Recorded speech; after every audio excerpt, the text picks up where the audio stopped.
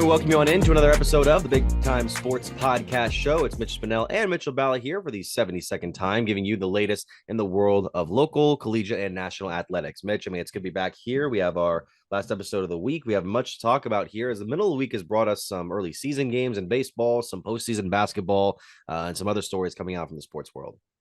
Yeah, Mitch, what a week it's been. We're going to get into it here in segment one, but some wild results last night in area baseball and softball on both sides for our respective counties. Some big news in the areas, and the Cleveland Cavaliers tip off this weekend in the playoffs. I can't wait to talk about that later in the show. It's going to be an exciting one. Before we go into that, we want to remind you guys that if you're watching it here on YouTube, be sure to like, subscribe, or hit the bell. You can also find us on Spotify, Apple Podcasts, and SoundCloud, courtesy of Spotify for podcasters. And you can also check us out on our website, BigTimeSportsOhio.com. That's where you can find our latest articles, videos, game broadcasts. There, we just posted a whole bunch of articles from last night's crop of games. You can also find us on Facebook, Big Time Sports Ohio, LTD. You can also find us on Instagram, Big Time Sports Ohio, and then on Twitter at BTS Ohio. You can also find our individual accounts on there at Mitch Spinell, at Mitchell Balla. So, Mitch, I was going over some of the games last night. There were a number of crazy finishes. We had a couple of big home runs that were hit. Some one game, which we'll get to in the softball in just a little bit, but that it was nuts. But I'm curious to see what's been going on in Stark County. The top stories in baseball to you, Mitchell Balla, are which ones? Well, Mitch, obviously we recorded earlier this week, so without Federal League play taking place. So we're going to recap Tuesday and Wednesday. Tuesday, Mitch, there was every team in action in the area because this week, weather-wise, has been absolutely perfect. May I just say that out there? A huge shout out to Mother Nature. Thank you so much. We needed this so bad in Northeast Ohio. On Tuesday, though, Mitch, you had every team in the Federal League in action. A reminder, McKinley was off this week in Federal League play. We'll get to their results here in a second. We will start with Lake and Green. Lake hosted Green. It was a game that was pretty tightly contested throughout. Lake was able to take advantage of a couple Green Bulldog miscues, and Hunter Bays, Mitch, has been phenomenal for the Blue Streaks on the mound. The Lake Erie College commit now moves to 3-0 on the young season as Lake beats Green 6-3 for another Federal League win. That win improved their Federal League record to 3-0, so no Federal League losses there. The only other unbeaten team on Tuesday night in Federal League play was Jackson. They went on the road to Hoover, and it was a 1-1 game after one. And it was 2-1 for the longest time till the sixth inning when Jackson was able to scratch across a run on a sacrifice fly to tie things at 2. We moved to the seventh inning then, Mitch, and Jackson put up a 5 spot in the top of the seventh and really stole all momentum Hoover had. The energy went down after that, and Jackson walked away a 7-3 winner. Freshman Landon Thiel came on in relief for Jackson. Yes, I said freshman. The left-handed pitcher had 8 strikeouts in relief. He once again showed that he looks like anything other than a freshman when called upon from Jackson this season. And Mitch, it's crazy to think he's only a freshman. We'll have to see how he continues to progress over the next 3 years, but also this season. So Jackson beats Hoover 7-3. They then improved to 4-0 in Federal League play. You had Glen Oak beat Perry 6-2. So Perry's still looking for that first league win. On Tuesday night, Glen Oak picked up a big-time win after suffering their second Federal League loss last week to Jackson. Massillon and McKinley. We know how big of a rivalry that is when it comes to football, but those two schools, it's a rivalry anytime they play. What's intriguing here, Mitch, as I mentioned, McKinley is on their bye week in Federal League play. They're actually treating this like a Federal League week, though. They're playing a back-to-back with Massillon. So Tuesday night, Massillon defeated McKinley 2-0 over at Massillon High School in a very, very good game over there. But Massillon, obviously, with 2 runs, they really only needed 1 because the pitching staff was phenomenal for the Tigers. Louisville on Tuesday beat Akron St. Vincent St. Mary's 4-3. Akron Hoban took on Canton Central Catholic. They defeated the Crusaders 5-1. And Carrollton beat Alliance 3-2 in 8 innings on Tuesday for some of the top games in the area. We moved to Wednesday, though, Mitch, and this is why high school baseball, which is already entertaining enough, but really can be so wild. I mentioned Jackson with that 5 spot in the 7th. They really stole all momentum from Hoover, and you just wondered, how was Hoover going to bounce back coming to Jackson, then a place where it's very tough to play? Mitch, Hoover went on the road and absolutely stunned Jackson. The Polar Bears had 4 hits. They were hitless for the first 3 innings. Junior Mason Ashby, Mitch, one of the most dominant performances I can remember seeing in years past, a complete game shutout on the road at Jackson. The Vikings score 8 runs, and they had one of the best approaches to the plate. They were extremely patient. They drew 8 walks, a hit by pitch, and caused a balk on Jackson that actually drove in the first run of the game. And just like I mentioned with McKinley and Maslin, 1 run would have been strong enough for Mason Ashby with how he pitched yesterday, but Hoover wins 8-0. So that handed Jackson their first Federal League loss. And you thought to yourself, wow, that's a big blow, because Lake was still undefeated. They were playing Green, but Green wanted to get in on the action. Green upset Lake then last night at Green High School 5-3 to hand the Blue Streaks their first loss in Federal League play this season. So after just talking about those 2 games, every team in Federal League play now, Mitch, has at least 1 Federal League loss.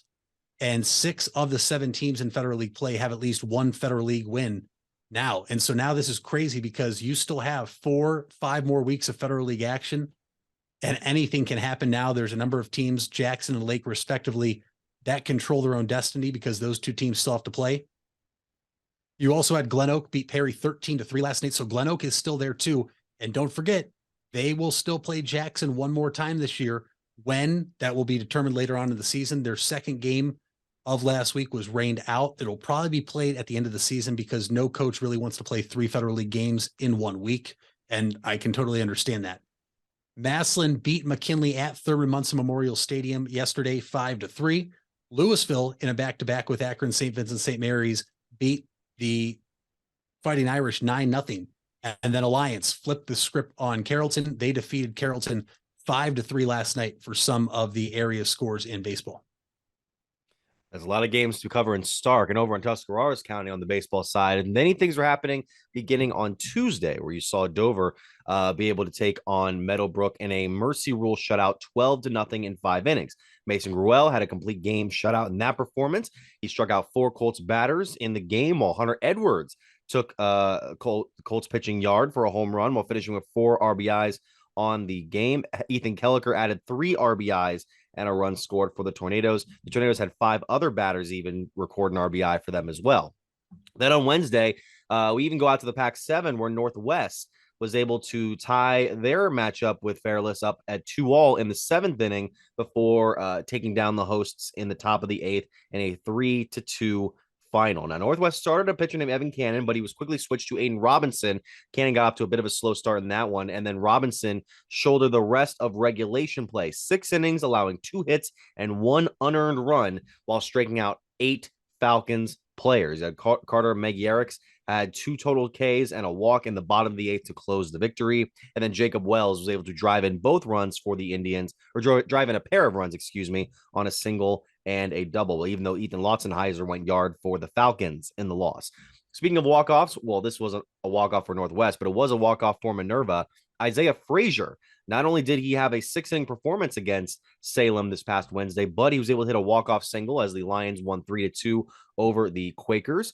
You also had the matchup between Strasburg and Canaan Valley out in Bowerston, where Canaan Valley, they survive in a hotly competitive IVC North matchup to stay atop the standings there. Justin Lambert hit a solo home run in the bottom of the 8th inning off of Alex Burkett to win 1-0 for the Rockets. Nate Downing went the whole way, 3 hits and 2 walks, while striking out 8 Tigers hitters. So that's a big win for Connaughton in kind of a statement season for them so far. And in OCC play, we had West Holmes taking advantage of 6 New Philadelphia errors as the Knights beat the visiting Quakers 11-6 on Wednesday, even though, Aiden Baker took the loss for the Quakers over his 3.2 inning performance. You had Owen Courtney and Caden Stewart pitching for the Quakers as well. Carter Vandal, Max Steele, Owen Courtney, and Keaton Fossil each recorded a hit for New Philadelphia. Now on the softball side, we started back on Tuesday, where we had the first of 2 games for Strasburg, the top team in the IVC, one of the top teams in the state this year, taking on Tuscarawas Central Catholic. They were able to win over the Saints 14-1 in that game. Amelia Spidell had 10 strikeouts. She also had a single and double at the plate for 2 RBIs. Ella Gilkerson hit her second consecutive game with a home run, while Maggie Richards and Sydney Cibula each hit a homer. So the Tigers went to 11-0 there. It was on the following day where Strasburg took on Canaan Valley for the second time this week. They beat them up pretty good at Strasburg, but over in Bowerston, you had Maisie Baker on the mound for the Rockets, and the Tigers passed a tough test against the Rockets, 9-6. So the Tigers are now 12-0 on the season. Spidell got the win in that one. She allowed 8 hits and 6 runs to earn while striking out 7. And, you know, some of the talk around Strasburg has been this year. The team is fantastic offensively. Very few teams are matching up with them.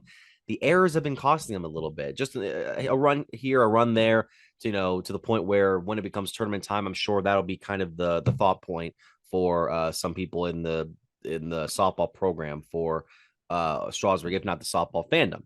Now, one baseball game I want to get to, by the way, that we almost forgot about was Jared Witherow's 4 RBI game for Malvern as they beat Tuscarora Central Catholic 15-11. Just wanted to make sure I got that. We also had here Kayla Miller hitting a grand slam for Garaway in a 9-3 win last night against Ridgewood. She's a freshman, Mitch, and she hit a 4-run bomb. That was her second home run of the season. She has a team best 16 RBIs on the season so far through 12 games. Belle Tetrault struck out 14 Generals batters. She allowed 3 runs on 6 hits, earning her 7th win of the season. Most of that scoring for Ridgewood came in the first inning when Garaway had a couple of fielding flubs. Tetrault also had a single, an RBI double, and a triple at the plate, falling short of a home run for the cycle. You also had Krista Miller, Kayla's twin sister, also a freshman, adding an RBI for Garaway. This one, though, was very fascinating to me. Mitch, if I told you that a team scored 9 runs in the 7th inning, you'd assume that a team would came back and won, right? Yeah.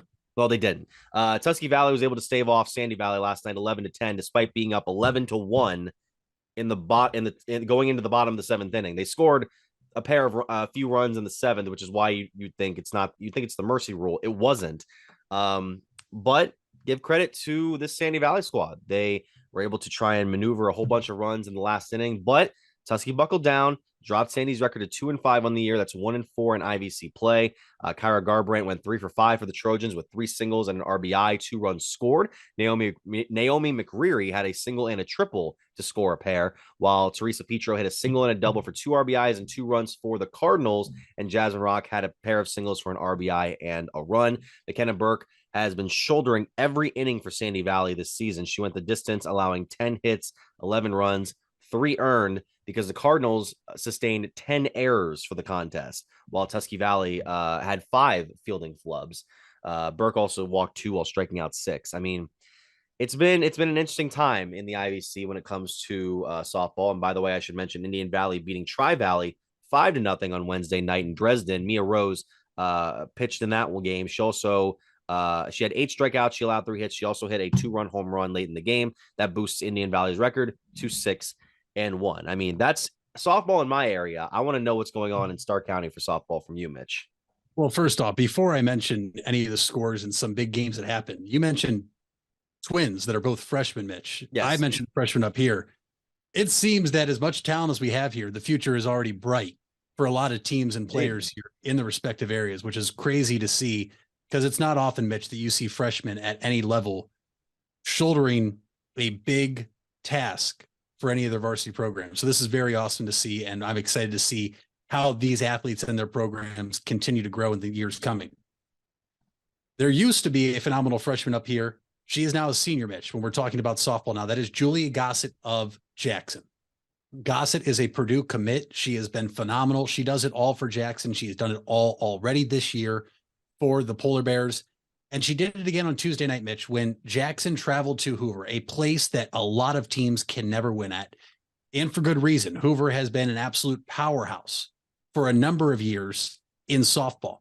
But Jackson goes on the road and defeated the Lady Vikings 2-1 in 8 innings. Julia Gossett goes complete game. She had 3 walks that game. Hoover was not going to allow her to beat them both on the mound and at the plate. But Jackson took advantage of a Hoover miscue in the bottom of the 8th inning with a tying run on what seemed to be maybe a miscommunication from the coaching staff or the players of whether it was a hit and run or a sacrifice. And Jackson was able to get the tying run on base picked off, ended the game. So Jackson picked up a huge win. Lake on Tuesday night defeated McKinley 14-1. It was a big win for the Lady Blue Streak softball team. And Mitch Green defeated Walsh Jesuit, a very tough Walsh Jesuit softball team that every year seems to be a team that causes a lot of team issues. Green beat them 4-3. Green and Jackson both win on Tuesday, and that set up a massive showdown on Wednesday at Jackson. Green came to Jackson to take on the Polar Bears. Julia Gossett back on the mound, which it's always crazy to know that baseball, you pitch one day, you're down the next day. Softball pitchers, they're back at it. Green comes on the road and hands Jackson their first Federal League loss and now takes sole possession of first place in the Federal League. The Lady Bulldogs are a force to be reckoned with this year in the Federal League when it comes to softball. Now, those two teams will still play again later on in the season. It is not like baseball where you play back-to-back. It seems that you play everybody once, and then you flip the schedule and you play everybody for a second time in the same order. But Green, 2-0 over Jackson last night, handing Gossett her first loss of the season. So not only did they come on the road and win, but they beat one of the top pitchers in the area. So a statement win for Green. Perry last night defeated Lake 6-3. Glen Oak defeated Alliance 5-4.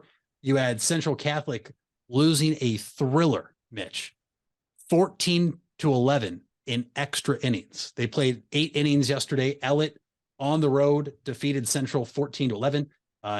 You look at some of these other ones. Carrollton 17, Riverview 5. Northwest defeated Fairless in softball.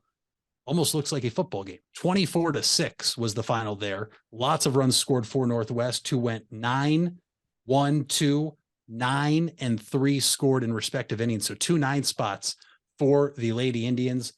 Canton South suffered an 11-1 loss to Triway. And Manchester, Mitch, defeated Orville 34-0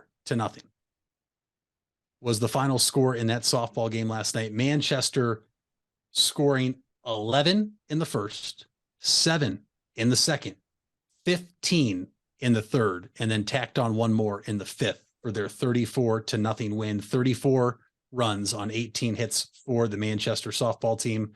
And that is about all the action we had last night here. Figured it was only appropriate we end it with what was an offensive blowout for Manchester. Yeah, I had to tack on that one run in the 4th inning. I mean, at what point, what do you have to keep doing when you're down 18-0 and then you give up 15? Like, what has to happen? Are players not showing up on the field? Is that what's going on there? It is a very fair question. And you never know, because there are run rules obviously in effect when you're talking about high school baseball and softball. There are no points for running up scores. Where you see that, Mitch, is typically in travel and summer baseball and softball leagues, where the more runs you score can actually depend what seed you get when it comes to bracket play, right, which I have been a part of that both as a player and a coach now.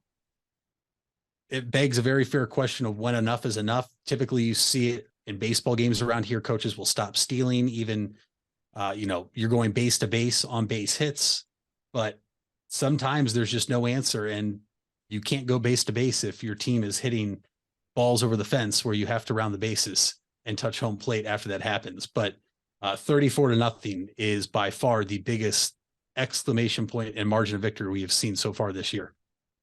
Okay. And that's all we have for segment 1. When we come back, we'll go into more topics around the world of sports right here on the Big Time Sports Podcast Show. Hey there, folks. This is Mitch Spinell, and I want to give you guys a quick message regarding 988. If you don't know what 988 is, it was created to make it easier to remember how to get help in the event of a mental health or addiction crisis. This is different than a medical, fire, or police emergency where 911 should still be called immediately. 988 connects you with Stark County's Crisis Center, which is equipped to help people in emotional distress or experiencing a mental health or addiction crisis. So remember, 911 for medical, fire, and police emergency help, and 988 for support in overcoming a mental health crisis in Stark County.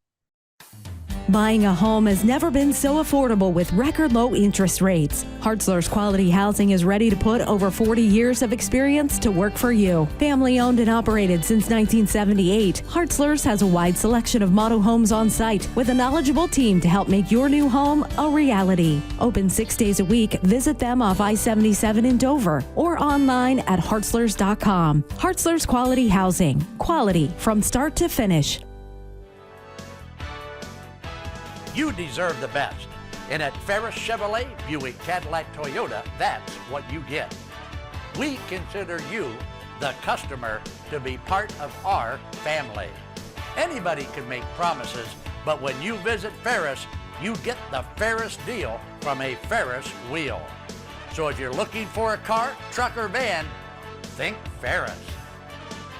Think Ferris.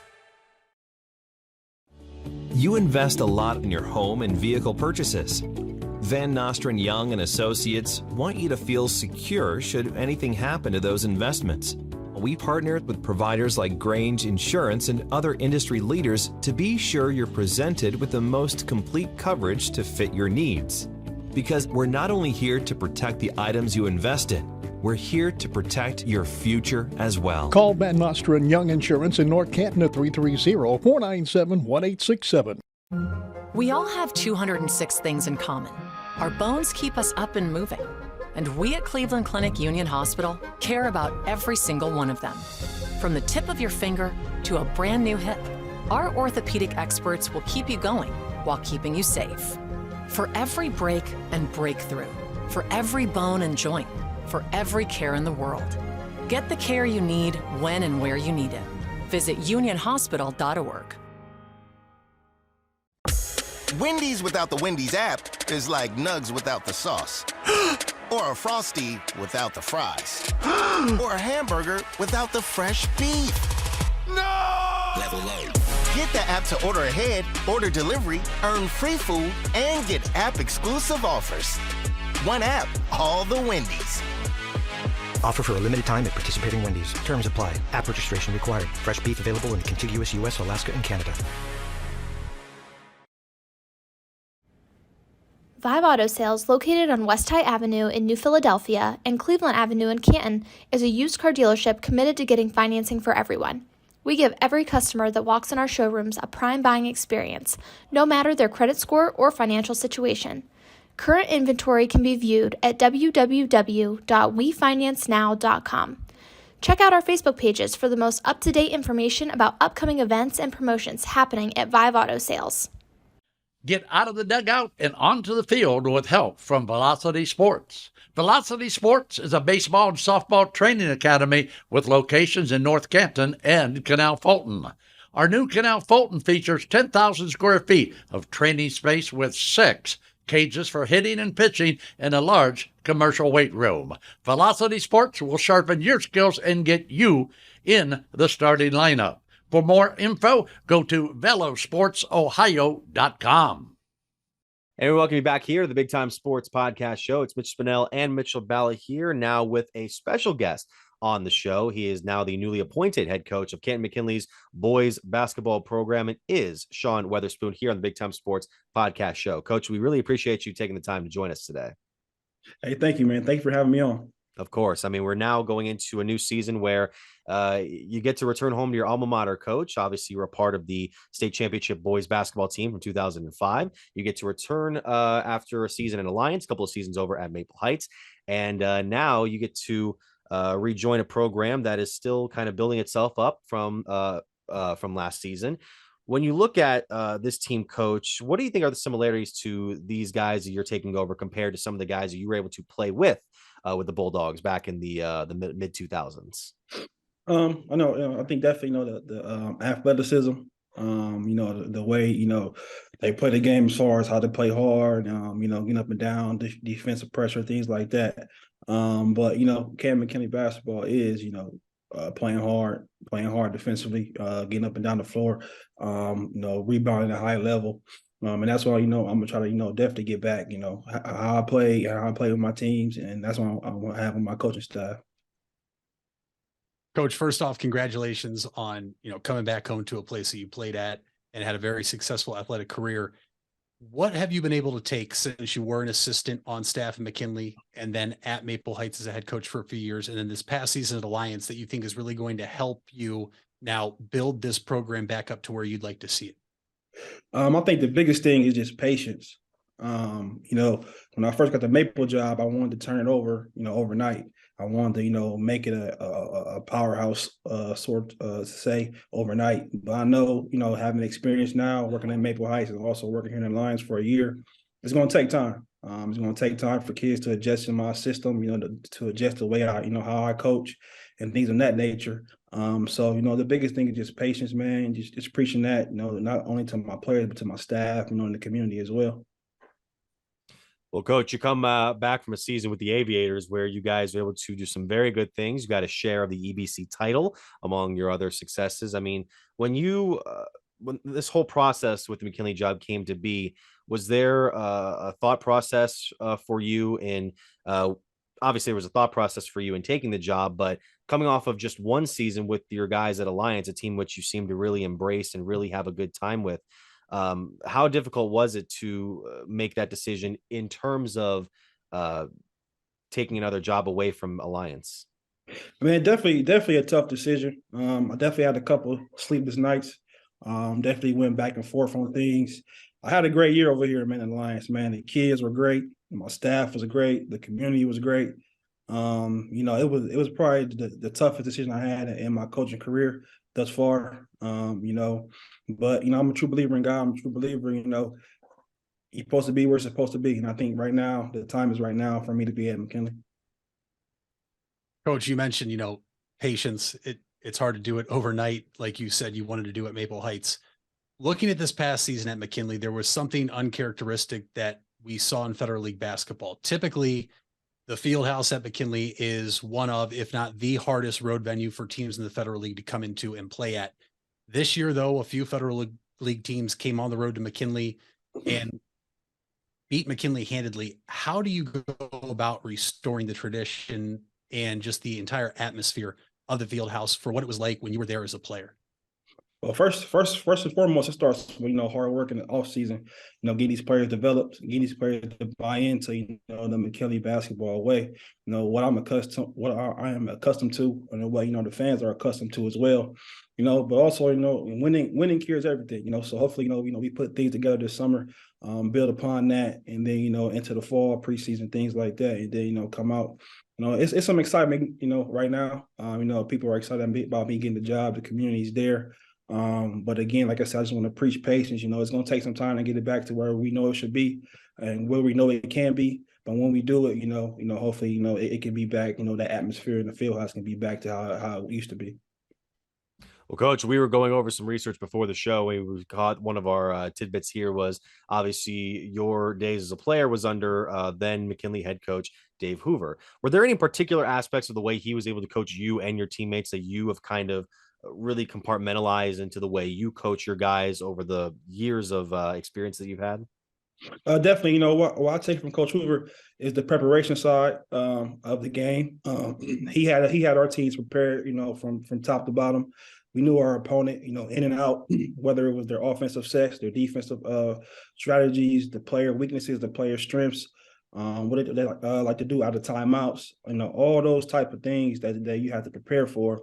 The scout report side, I definitely, take that and put that into my coaching style, and I definitely I feel like it's been working for me so far.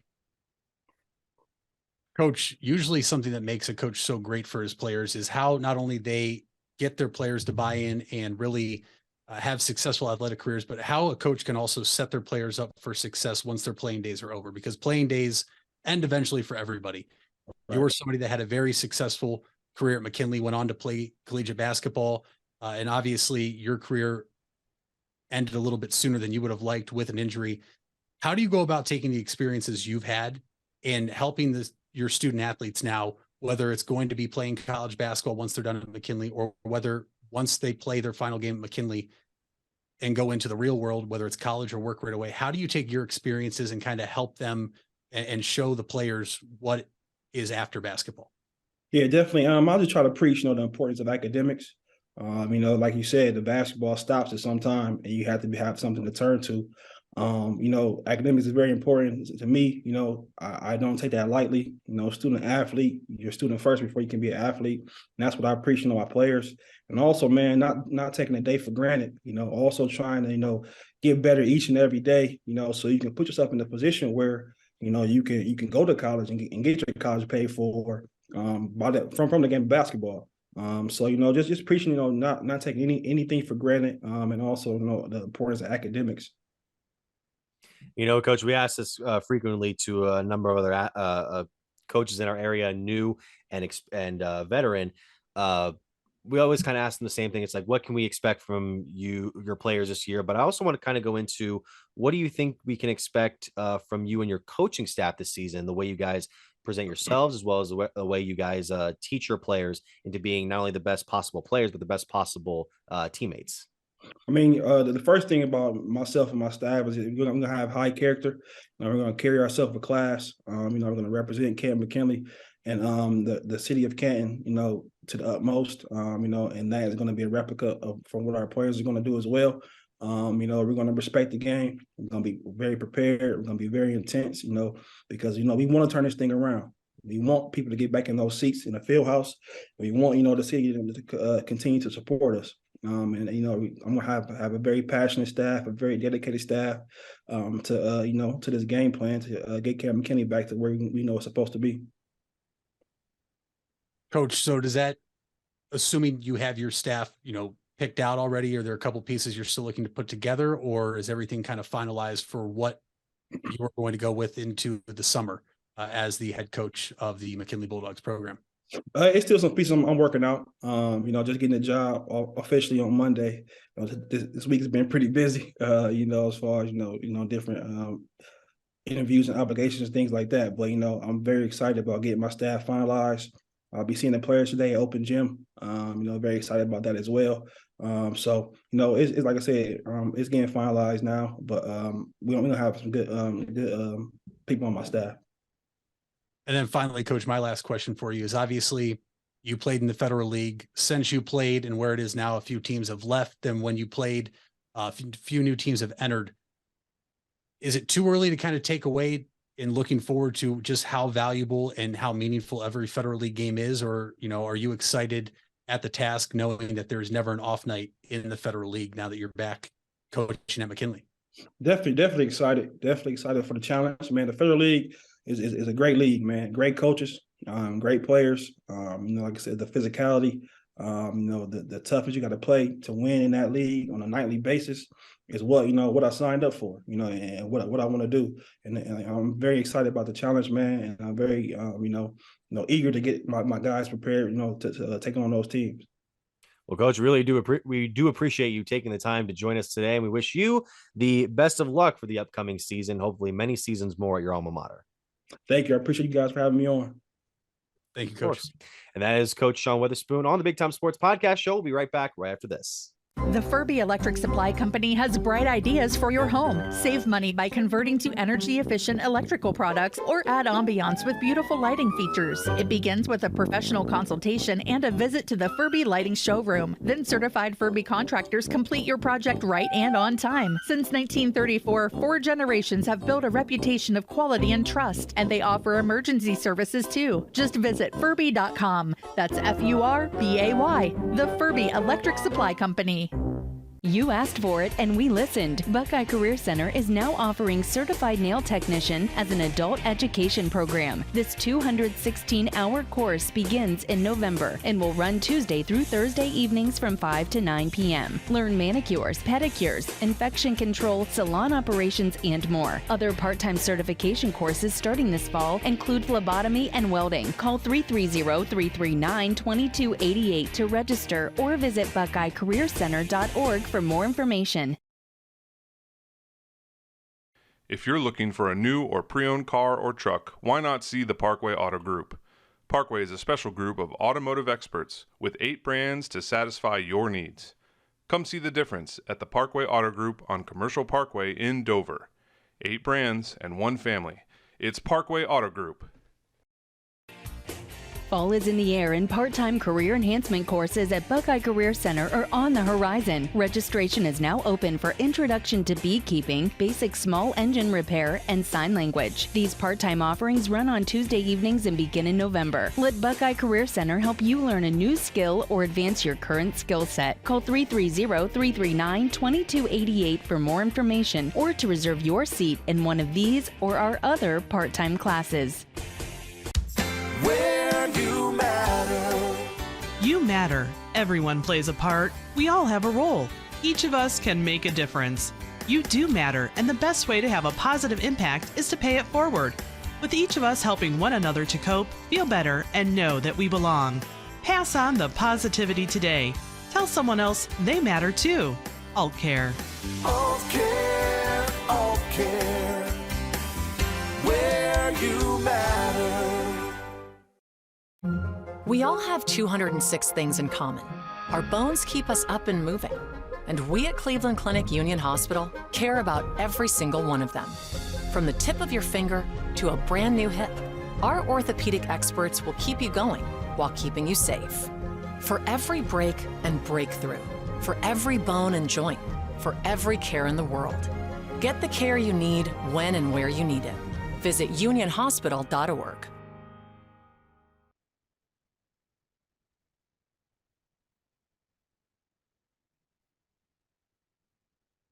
I don't hear you. And we're back here on the Big Time Sports Podcast Show. Mitch Spinell and Mitchell Bella. Mitch, it's now time for us to go over in the world of professional baseball as we're 2 weeks into the season, 13 games into the season, 2 weeks into the season. And, you know, the team that we typically cover has gotten off to a decent start to this season. Not great, a decent start. They just got off a stretch at home against Seattle that went iffy for the first 2 games and got back to business on that Sunday. And then kind of the opposite, where you win the first game of your series against the Yankees, and then the last 2 games just wasn't the result that you were hoping for. Yeah, no, I mean, listen, they came home after a 7-game road trip at 5-2. You felt great. Obviously, 3 of those 5 wins were over Seattle to open the season, and Seattle was coming here. We talked about it a little bit on Monday. Didn't go your way, but that was a big win on Sunday, battling back and winning in extra innings. You then beat the Yankees on Monday night. Tuesday night, you knew it was going to be a tough task, Mitch, with Garrett Cole on the mound for the Yankees and Hunter Gaddis for the Guardians. But the Guardians got out to a 2-0 lead, and it was okay. You know what? This team is ready. But the one thing about the New York Yankees, and it's for every single team, not just this one specifically, but when they smell blood in the water, Mitch, they strike. And the Yankees jumped all over Hunter Gaddis then and started to get things going, and it was just all downhill for the Guardians there. Yesterday, though, nobody really knew what to expect. Clark Schmidt on the mound for the Yankees. He doesn't typically go deep for the Yankees. Came into the game with a 9.45 ERA. And Peyton Battenfield, the rookie, making his major league debut. Sometimes it's a good thing. Sometimes it could be a bad thing when you're playing a team like the Yankees. Mitch, Battenfield looked really good. I took a lot of positives away from his major league debut yesterday going up against the New York Yankees. He kept a lot of hitters off balance, and really, yes, he was charged 2 runs.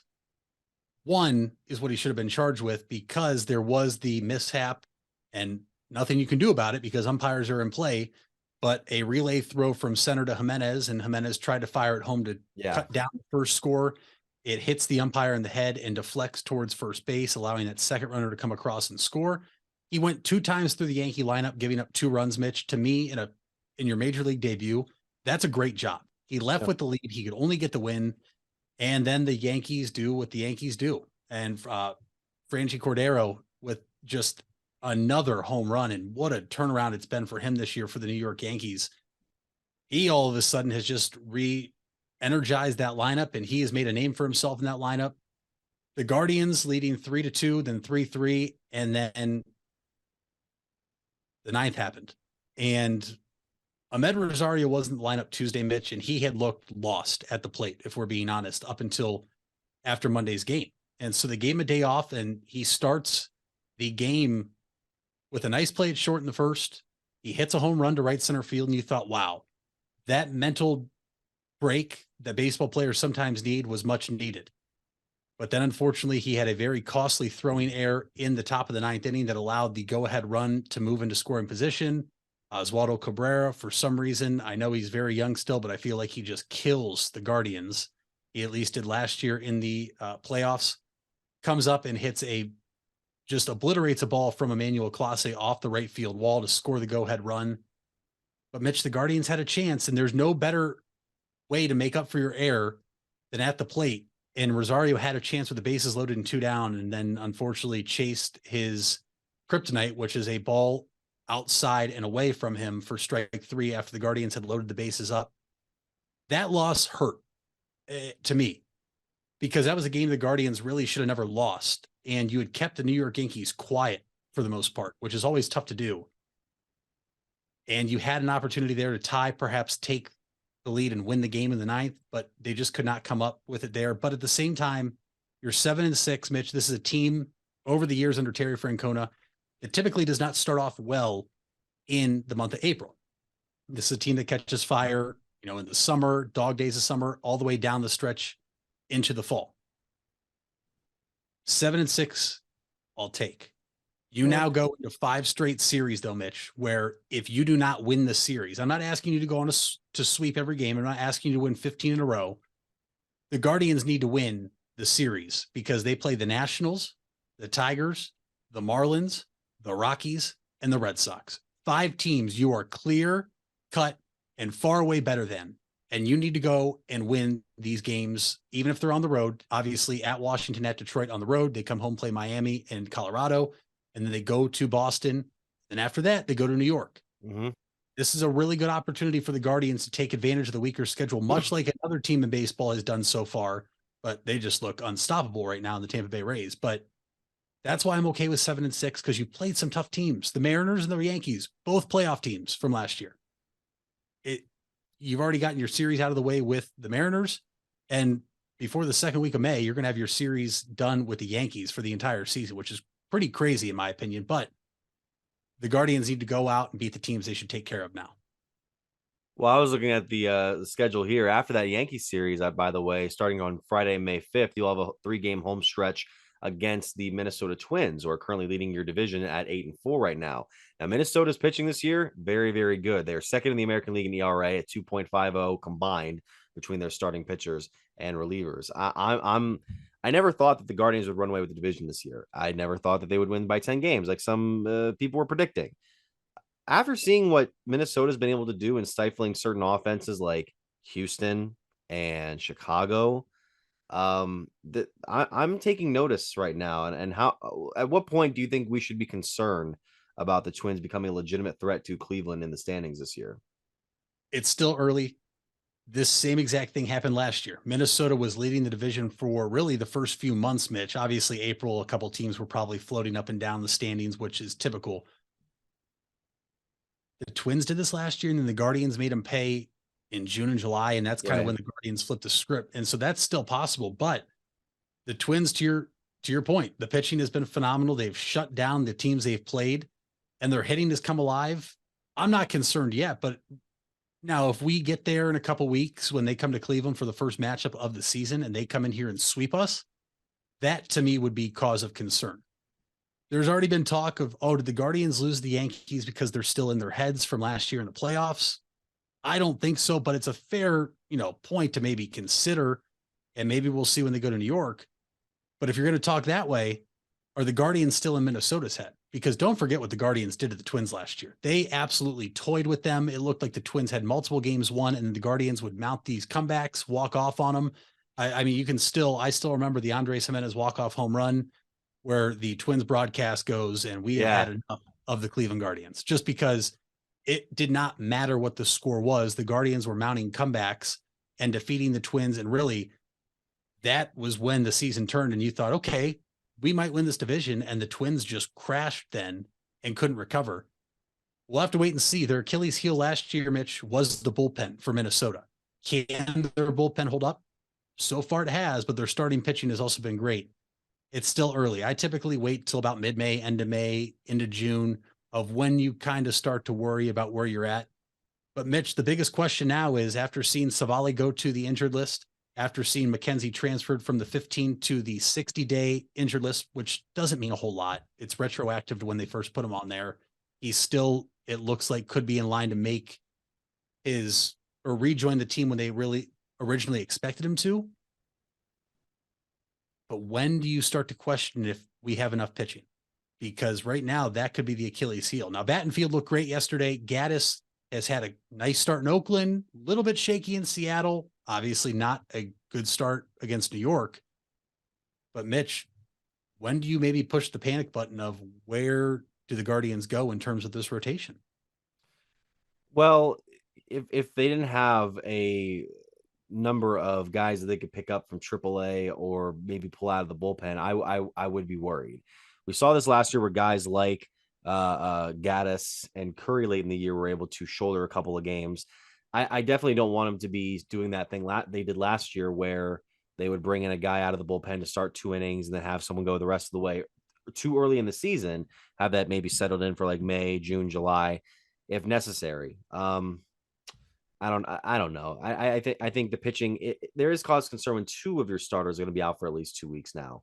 But if this was in the heat of the summer, I'd be a little more worried, especially when we have these really good teams coming up, because we have this crop of teams that aren't expected to be as good this year, like your Washingtons or your Detroits, your Miamis. Those are the games that you score enough runs with the pitchers that you do have, you're going to win those games.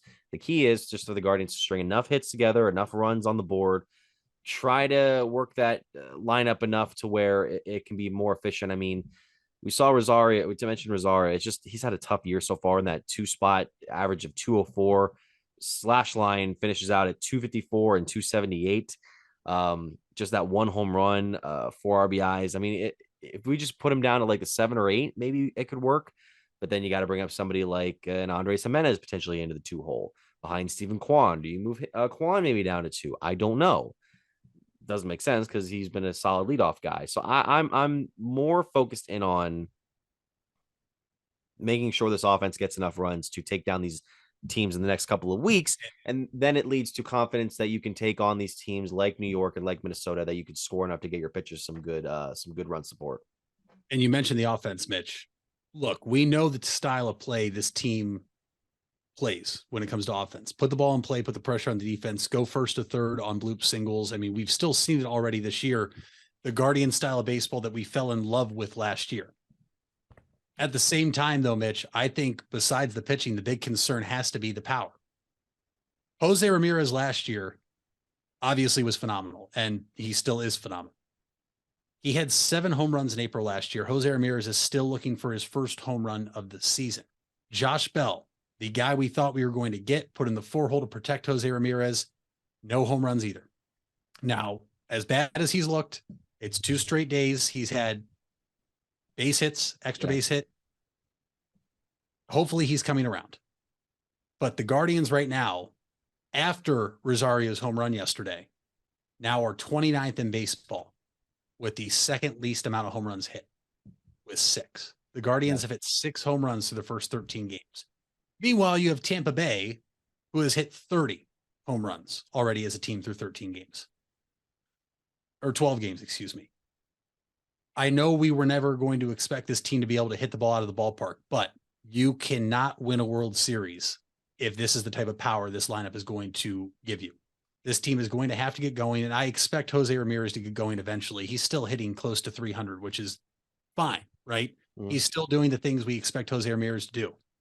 But Mitch, somebody else in this lineup is going to have to step up. And hopefully it's still Josh Bell, because as early as it is, we mentioned it's early for Rosario, it's early for Bell, it's early for everybody. But there is big cause for concern right now with the lack of power, because right now they're on a track to have even less home runs hit than they did last year, which is very scary.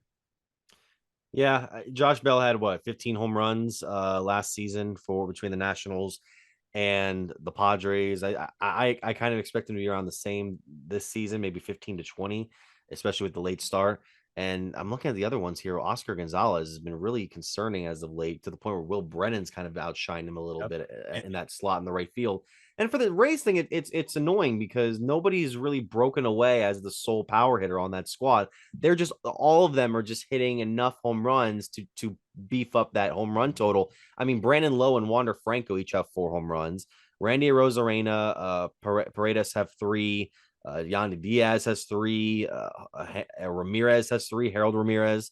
A couple guys have 2 and 1 in there. So it's really the entire offense getting their due every couple of games. It's not like, you have one guy who's run away with 10 home runs on this season and he's leading Major League Baseball. So that's where I'm looking at it, like, okay, but that run differential is a serious number that Tampa Bay is posting right now compared to the -4 that Cleveland's had over the season so far, which has been contributed by the last couple of games. As far as the rest of baseball goes, looking at the standings, and we will go over that article I sent you next week. it's an interesting time right now. We have a lot of the teams that were expected to be atop the standings still there. I mean, the Rays, we were expecting them to as well. The Angels in Texas, a game and a half ahead of Houston right now. That's interesting. Atlanta is up, obviously. That National League East is going to be run away with by July, I think, unless the Mets really buckle down. Milwaukee doing interesting things. Pittsburgh, interesting. Arizona, atop San Diego and LA, even though I think both those squads will overtake them by at least the quarter of the season. We'll see. We shall see what's going to be happening in the world. Also, I want to shout out Jordan Walker, the guy from St. Louis. He's now tied the record for most hits, most games with a hit to start your major league career. I believe he is at 12, if I'm not mistaken. I had the number here. 12 game hitting streak that ties him with Eddie Murphy for the longest hitting streak to begin a career by a player aged 20 or younger since 1900. So there you go. All right, when we come back, we'll be going over more some basketball stuff.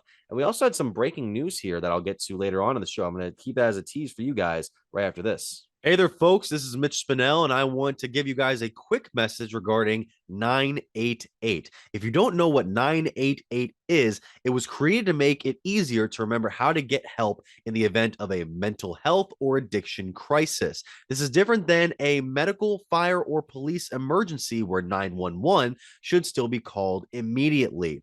988 connects you with Stark County's Crisis Center, which is equipped to help people in emotional distress or experiencing a mental health or addiction crisis. So remember, 911 for medical, fire, and police emergency help, and 988 for support in overcoming a mental health crisis in Stark County. Are you trying to increase your speed, quickness, vertical leap, and agility? If so, NST Sports Performance is for you. NST trains athletes ages 5 through pro.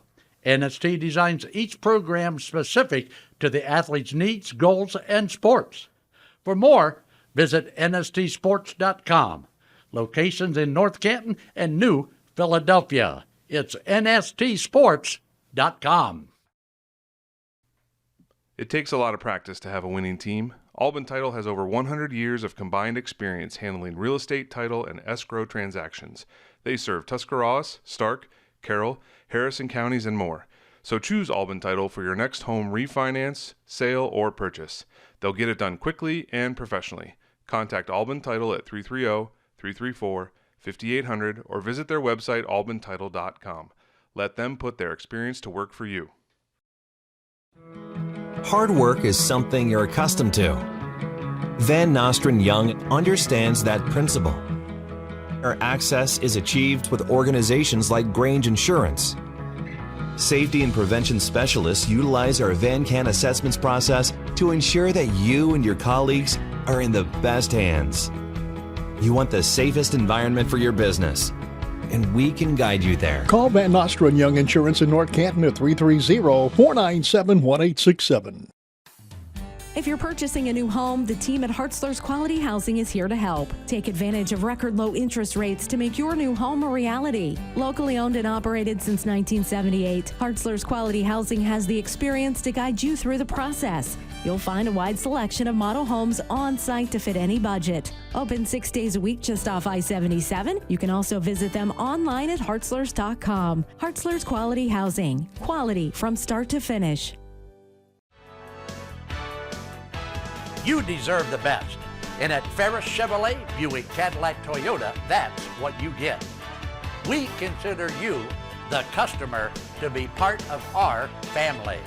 Anybody can make promises, but when you visit Ferris, you get the Ferris deal from a Ferris wheel. So if you're looking for a car, truck, or van, think Ferris.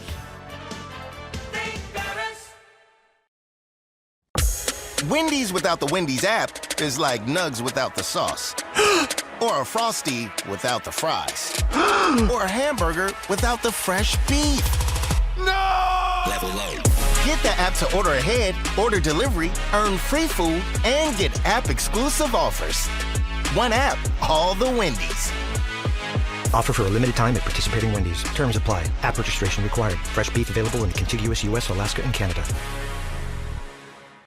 Get out of the dugout and onto the field with help from Velocity Sports. Velocity Sports is a baseball and softball training academy with locations in North Canton and Canal Fulton.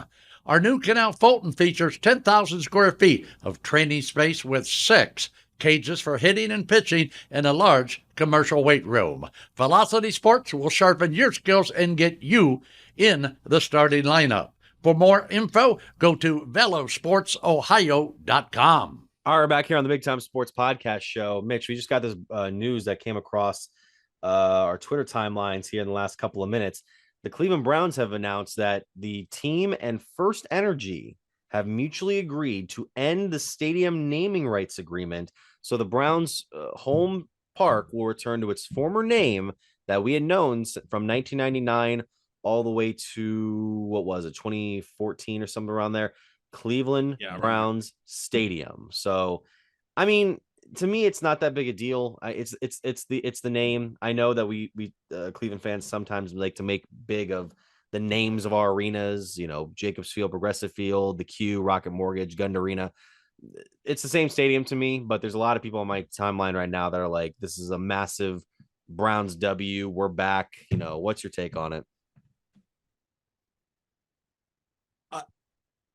It's not going to be for long. Let me put it that way. It's not going to be Cleveland Browns Stadium for long because via an article I have pulled up here that I was doing while you were reading that from cranescleveland.com, the Browns will revert to Cleveland Browns Stadium, the name it had from 99 to 2012. The team will, though, look to sign a new naming rights deal, although it is not expected to be in time for this season. So it could be Cleveland Browns Stadium for this season, maybe a couple years, but it's going to be another stadium, obviously, because Jimmy Haslam and the Browns obviously will take all that money, because originally First Energy had paid $107 million in 2013 for a 17 years naming rights that was going to run through the end of the 2029 season. Obviously, there were some issues recently with First Energy in the news over the past year or so that ultimately came to this and why the Browns are going to discontinue their partnership with First Energy. I think about it this way. What did you know it as when you became a fan? For you and I, it was Cleveland Browns Stadium. Yeah. For the Indians, now Guardians, it was Jacobs Field. And for where the Cavs played, it was Gund Arena, but Quicken Loans Arena then, while we were still young, came into new naming rights. Now it's Rocket Mortgage Fieldhouse. Look, people don't like name changes. People don't like change in general. It happens. But this isn't something that should affect anybody. I like Cleveland Browns Stadium, though, because it just is so, I don't want to say basic in a bad way, but it is basic. It lets you know where you're going. It lets you know who plays there. And it's back to what we want. And I'm excited, though, to see who could potentially come in as the new naming rights sponsor of the stadium. I personally always wondered, could Progressive, that is based here in Ohio, afford to be the naming rights of the baseball team and their field, and also the football team? I mean, we already know when Baker Mayfield was here, it was At Home with Baker Mayfield, sponsored by Progressive. But at the same time, Mitch, I would like to get kind of crazy here and see somebody come in here with a really cool name for the stadium. I know the Rock and Roll Hall of Fame cannot probably afford to pay the Browns, but how cool would it be to take on the Cleveland Browns at the Rock and Roll Stadium?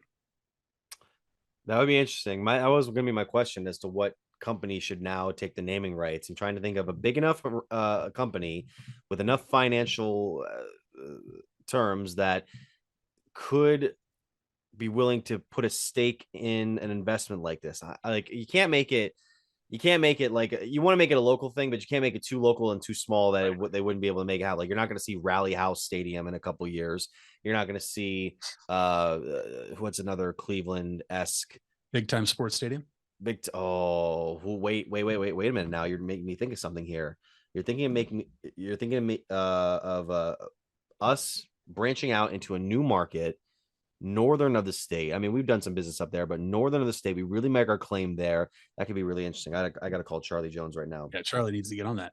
Yeah, he's too busy. I'm gonna call him later. All right, so yeah, that we're gonna workshop that later on in the show, or later on after the show. But now we're gonna talk about what's been going on in the NBA, because we are nearing the start of the true quote unquote, NBA playoffs. The Cavaliers back in there for the first time in the post LeBron James era.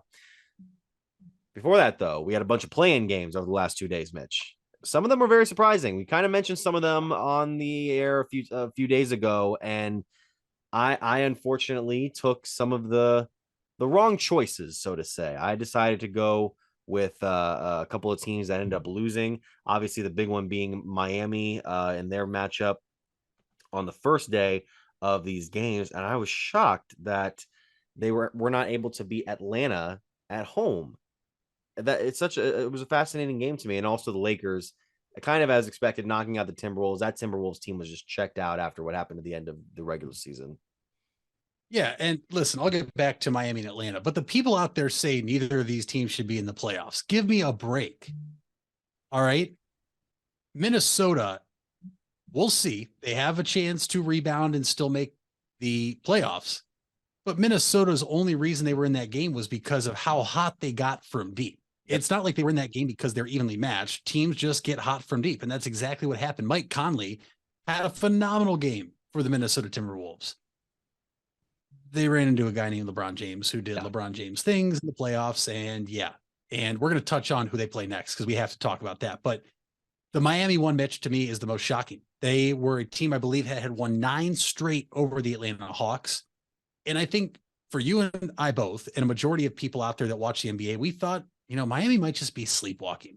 Miami might know that they're good enough to beat any team they want to beat in the East because it's a team that was in the NBA Finals and had been in the Eastern Conference Finals and was just a shot away from going to the finals again last year. They're sleepwalking. This is in Miami. And the Atlanta Hawks came in and they held off a late run by Miami. And the Atlanta Hawks are back in the playoffs like they've done the past couple of years. Now they're going to play a tough Boston Celtics team, but Mitch, you have to give all the credit in the world right now to Quinn Snyder and the Atlanta Hawks, because the Hawks, I surely did not think they were going to be able to go into Miami and win. I thought they would probably lose and then beat the winner of Toronto and Chicago. But now Miami's in the last playing game. If they lose, what happens? I mean, there's so many question marks that could happen now, but we'll have to wait and see. But Atlanta looks good. And I would still pick Boston, but at the same time, would you be shocked if they beat Boston?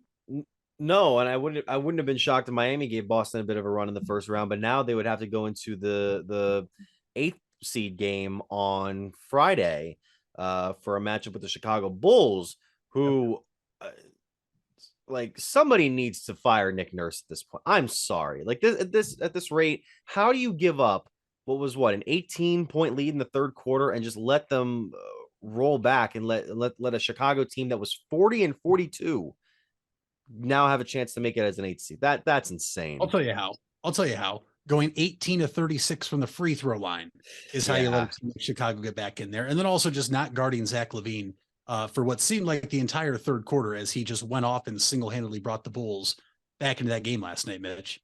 18-36 at home from the free throw line. Pascal Siakam had a chance to tie that game and potentially send it to overtime and misses 2 of 3 from the line after, well, honestly, ball don't lie, because he was not in the shooting motion when they called that foul. Nice home cooking call there. But listen, Chicago, they could have done whatever they wanted. They could have said, you know what, we're down in this game. We are 40-42. We're done. But Zach LaVine came out. LaVine scores 39 points. I believe he had over 20 in the second half. DeMar DeRozan got hot late. And special shout out to really what could be the MVP of that game, DeMar DeRozan's daughter, who you could literally hear screaming in Toronto every time they shot free throws. And there's people saying, how do they let her do that? Mitch, what is Toronto supposed to do? Are they supposed to come down and take her away and make her leave the stadium? It's crowd noise. Crowd noise. There's crowd. That's the whole point of having home court advantage. That's the whole point of having a Game 7 in Cleveland versus Game 7 in New York. You want your crowd to be loud, obnoxious, and get in the heads of the Knicks players. And somebody said, well, that won't happen in Miami. Pat Riley will make sure of it. You can't do that. If your players miss free throws because a girl is screaming, you have bigger problems. There's one player on that court last night that I know would have had DR removed from that arena. I know, and the reason he didn't is because he played on the exact same team that she was rooting for, and that's Patrick Beverly. That's the only person that would have been willing to do that. He would have picked her up himself and taken her to the locker room, but no, that would have been it'd have been hilarious. But obviously, he's not going to do that to his own team. But yeah, we had that game. On the later game was the New Orleans matchup against Oklahoma City, and I give credit to this Oklahoma City squad, man, a team that looked to be just in the rebuild, going through the motions again. They beat this New Orleans squad, sans Zion Williamson, and yeah, they're gonna be playing for an 8 seed now, which is fascinating to me because the Pelicans got up to a great start this year, and when Zion went down, they went down. It's going to be a very interesting offseason for the Pelicans, Mitch. And I'm not in Zion's shoes. And they talked about it in the broadcast last night that he is not hurt, but he's also just not fit to play yet. And this is a guy's career. He knows what's best for him. And he's a gamer from what we got to see in college. I don't think he's sitting out for business decisions. I just think that you might not be hurt, but you just might not be back to the level that you were accustomed to playing at. And he even said in an interview they showed, I don't think I could be on the floor right now and help the team. The last thing you want to do is be out there because of your name, but not be able to provide any sort of impact. And it's not like he's a great perimeter shooter where you can put him in the corner and he'll still draw a defender. So it's just going to be a very interesting offseason because David Griffin took who any general manager would have taken number 1 overall in that draft. You can't predict injuries. You can't predict like Greg Oden was going to go down when Portland took him. Okay. You can't predict a lot of these things that happen. And there's been rumors and rumblings all season long that David Griffin could be out if they flop, and sure enough they flop. But Oklahoma City, Mitch, to your point, a team that lost their first overall draft pick from this past draft in Chet Holmgren in the offseason. Nobody expected them to even be remotely close to the play-in, and now here they are going to play for the number 8 seed in the playoffs. And Shai Gilgeous-Alexander, Mitch, I don't think there's an argument anymore. I think Gilgeous-Alexander and Donovan Mitchell are the 2 guards for first team All NBA this year. And if neither are not first team All NBA this year, it is wrong. Because if I see Luka Doncic on that list, a team that missed the playoffs, missed the play-in completely, or Steph Curry, who didn't even play almost half the season, it is a travesty if Mitchell and Gilgeous-Alexander are not on first team All NBA, because Gilgeous-Alexander had a quiet first half.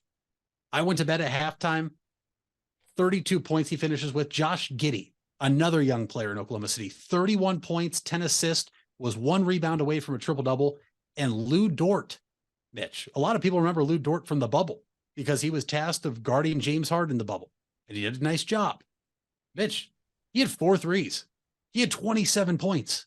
The Thunder got contributions from everybody last night in their starting lineup. The bench, 14 points, but when you have guys that are scoring 32, 31, and 27, you don't really need your bench. And the Thunder, with a very impressive win, and now they take on the Timberwolves to see who gets to play the Denver Nuggets. Yes, they do. I have this article pulled up from ESPN.com. It's an insider article from Zach Lowe, ESPN senior basketball writer. He filled out his All-NBA ballot, and it was very tough.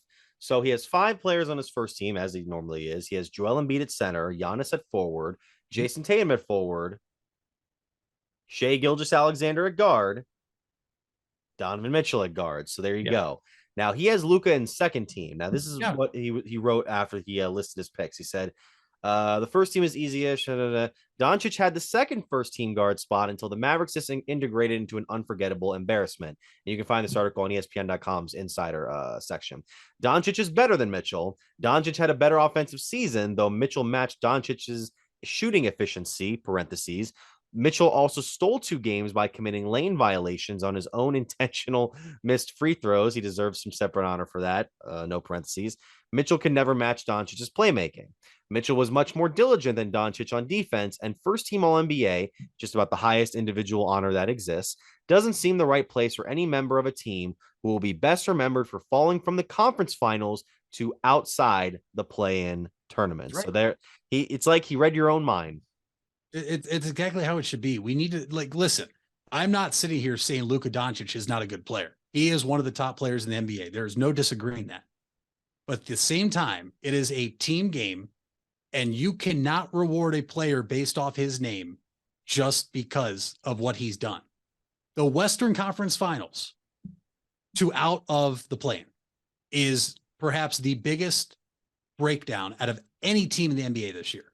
And so he should be second team or third team, whatever it is. Same with Steph Curry, probably, because Curry still had a great year when he played.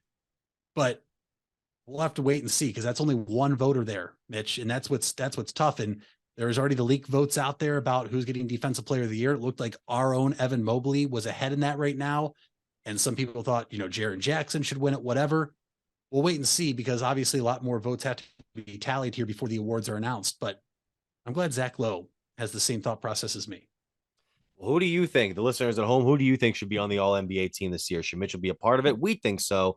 We're mainly asking for the first team is what we're saying. Who should be the 5 considered top position players in? And it has to be 2 guards and 3 forwards, or 2 forwards and a center. Right? Yeah, Like, that's the way it is. 2 forwards, a center, and 2 guards. Although, isn't it changing next year? Aren't they going to make it to where it's like any position can be a part of it? It maybe. We'll have to I'll research that for the next time we have a Big Time Sports podcast show, because we're ending this one now. But before we do, Mitchell Balla, what is our fact of the day? Fact of the day is your Cleveland Cavaliers are back in the playoffs, and they're going to beat the New York Knicks in the series. Yeah, I mean, really quick before we go, what's going to be the biggest key tonight? Because we played them 4 times this year, but I'm still wondering if, how the Cavaliers can respond, even with Randall not being on the court for at least the first couple of games. Can Brunson still have these breakout performances to down them enough? Donovan Mitchell is the best player on the court. I think Jalen Brunson's the second best, and I think the Cavs have the next best player in Evan Mobley. However, that won't matter. I think the factor in this game series is going to be rebounding. The Cavs, as good as they are defensively, the best team in the NBA, Mitch, are about 20th in the NBA in rebounding. Now you say, how? They have 2 7-footers. Well, you have 2 very undersized guards and a very undersized 3, whether it's Okoro or LeVert. If the Cavs can keep the rebounding margin close, I'm not saying they have to out-rebound the Knicks. The Knicks can out-rebound us by a few.